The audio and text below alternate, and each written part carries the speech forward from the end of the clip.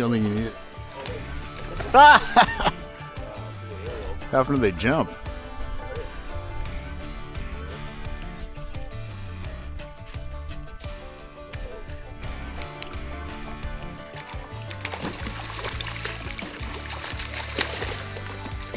Just a little fella.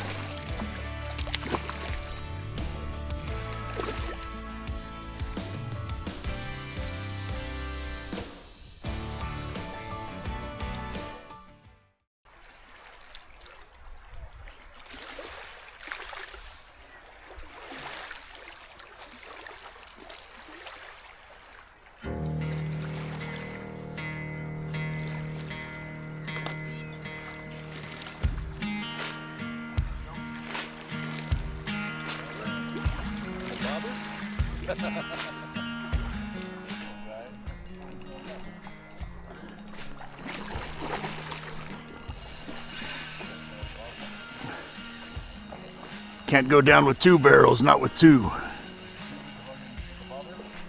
Yeah, it's a super tube with a bobber.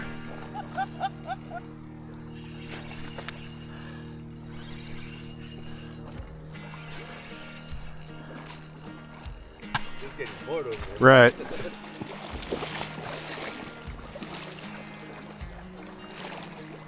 They look super bright red.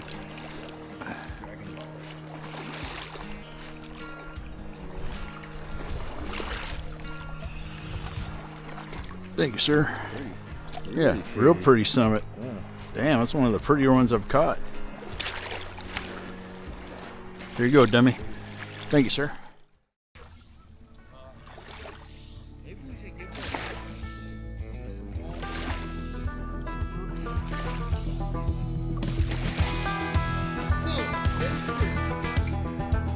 I picked it up off the bottom. Yeah, I was talking to you right now. Yeah. Well, dude, but do you realize that we were talking about Ezekiel's rum, and you got hooked up? Yeah. It's very bad to steal Joe Boo's rum. Oh, this might be big. Yeah. Oh, it might be big. Thank you for a fucking spin. All right, John, calm down. I know you never caught a big fish before. Yeah. This is what you do. I think I might have foul hooked him. Dude, what the fuck? No, you were dead sticking it. He had to pick it up. Yeah, I'm wondering. I hope it's a 20 top. Maybe he's trying to spawn with your jig. Oh, Yeah, yeah. Oh yeah, you got him, dude. You got him good.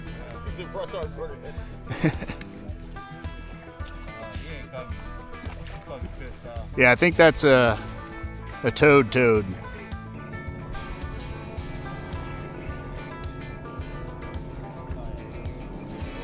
Oh yeah, that's a fat one, dude.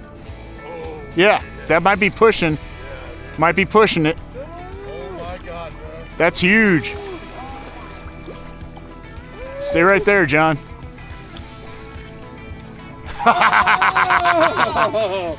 Yeah, that might be a dub, dude.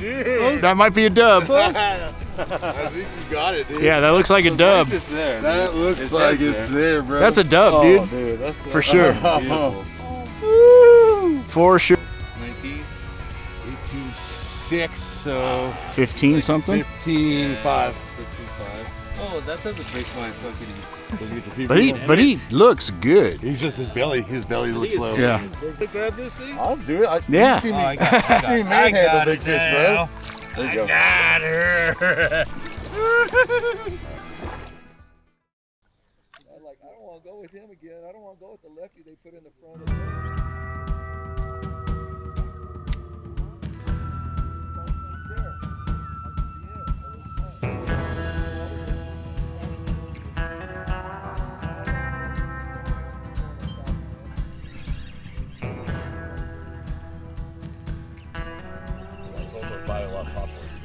Yeah.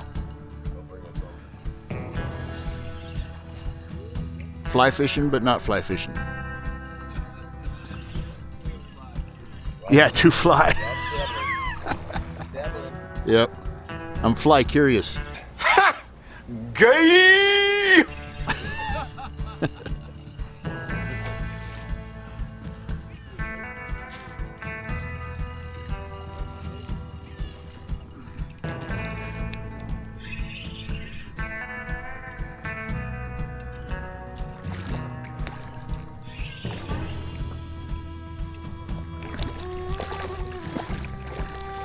sir.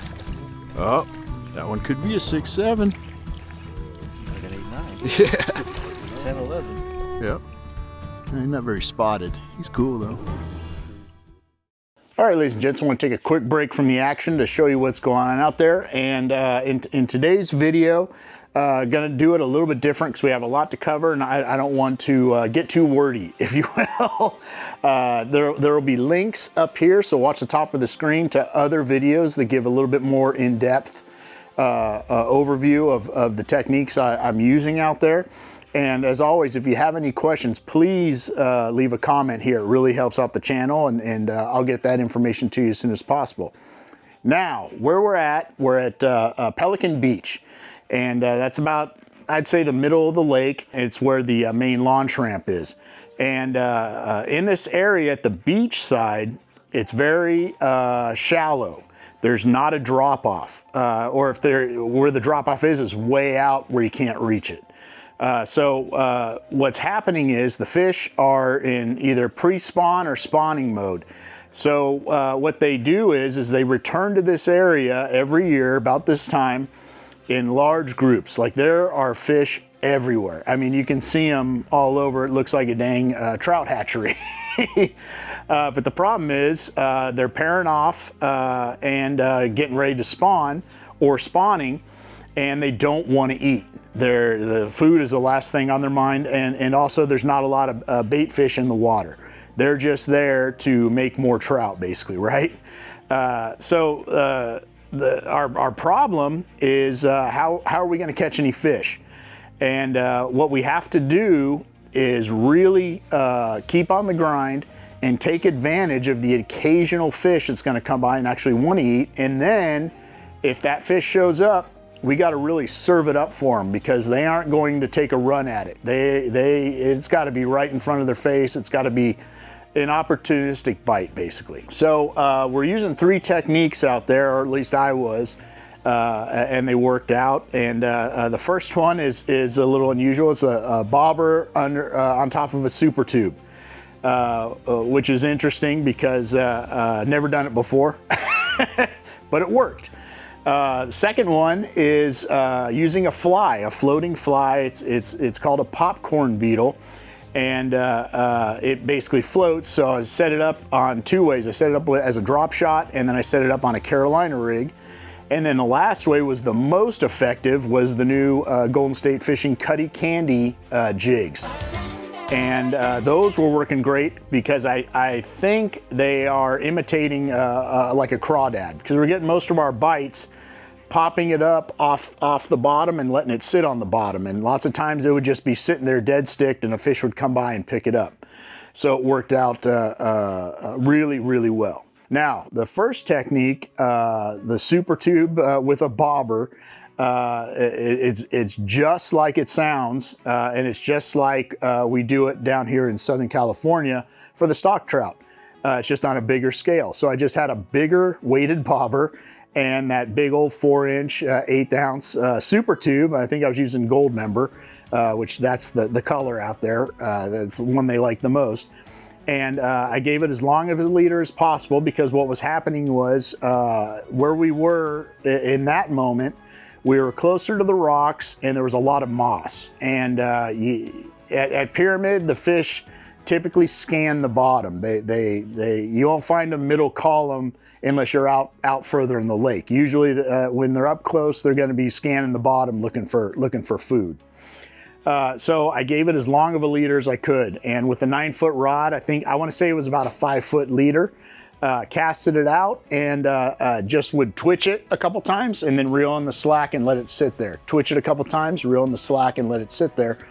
And simple as that. And on one of the pauses, the bobber went down, and I was as surprised as you are. I didn't think they'd go for it, but they did. So, maybe it is exactly the same, just on a bigger scale. The second technique was really interesting because I don't do a lot of fly fishing. I think I've fly fished once in my life, and it was for a little bit. I got bit, and that was it. I'm always doing conventional stuff, but we found something they were biting on was something called a popcorn beetle.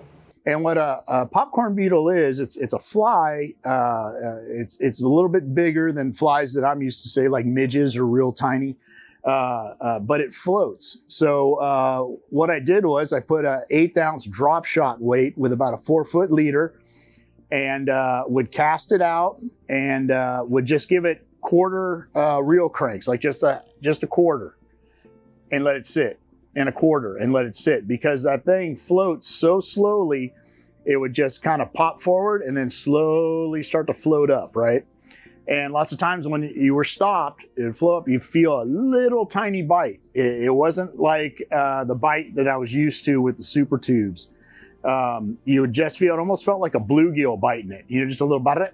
And I was missing most of them until I realized if I do a side hook, it would get them in the corner of the mouth. So what I think was happening is they were just grabbing at the tip of it, and every time I'd lift the rod, it was coming out of their mouth. And again, I think that was because they were not really wanting to eat. It was just like that beetle's floating right in front of their face, and they're like, all right, I'll take a bite at it, check it out. So I missed a lot of fish at the beginning until I figured that out. So there was that technique. And then the biggest technique, or the best technique that was getting the most fish, was GSF's new Cutty Candy. And those jigs were working really, really well. I think they are imitating a crawdad or some kind of creature that's typically in the shallows that those fish feed on. And I think what was happening is it was moving slow enough, and lots of times, like I said, we were leaving it dead sticked, that we would just pop it one time, reel in the slack, and let it sit on the bottom. Pop it, reel in the slack, let it sit on the bottom. So the fish would see it pop up and then drop, so they knew that there was something there, and they'd go over, investigate, and pick it up, right? So a real easy way to fish it, and it was effective. There are lots of other ways to fish all these baits, and if you didn't see, there's probably links to videos going into more depth on how to do those things. But basically, when you're out, I don't care what time of year it is, if fish are spawning or not, you got to try different things if you want to catch fish. They're not always going to bite on the bait that worked real well last time. You got to change it up. You got to be willing to experiment, and that's what we were doing, and it proved effective, and we ended up catching a lot of fish. Not as much as normal, but for those conditions, it was a lot of fish when the fish weren't biting. So let's get back to the video, and there's a lot more action, and I'll come back at the outro and give you a little more intel.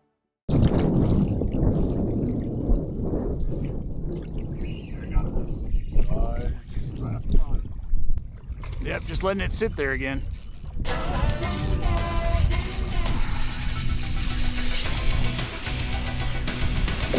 Oh! Go dub. Oh yeah. Get him, Ty. Awesome. Oh.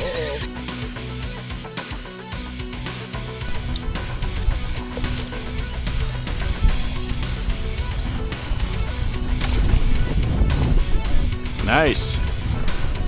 Right on, dude. That's a feisty rock.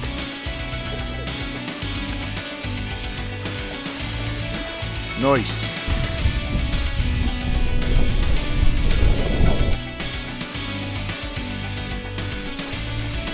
Yeah. Oh, that's a good one. Nice job, bro.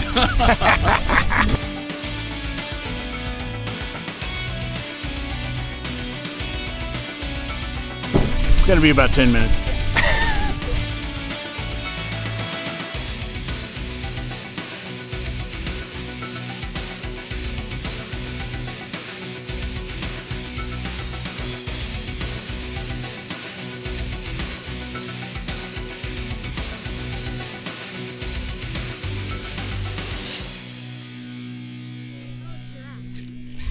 There we go. Now that's a fish. All right, ladies and gents, there you have it. Great time up there, even though the fishing was very tough.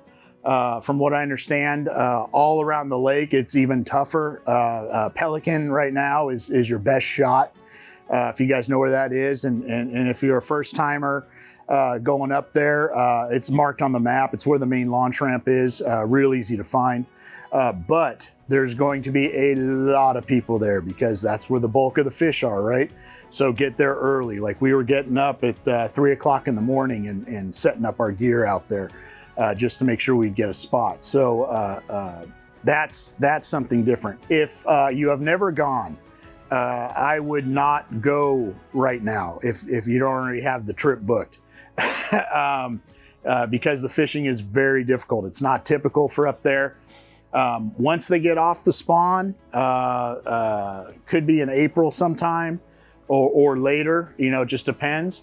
That might be a good time to go. I'm hearing June, if you have a boat, is an excellent time to go.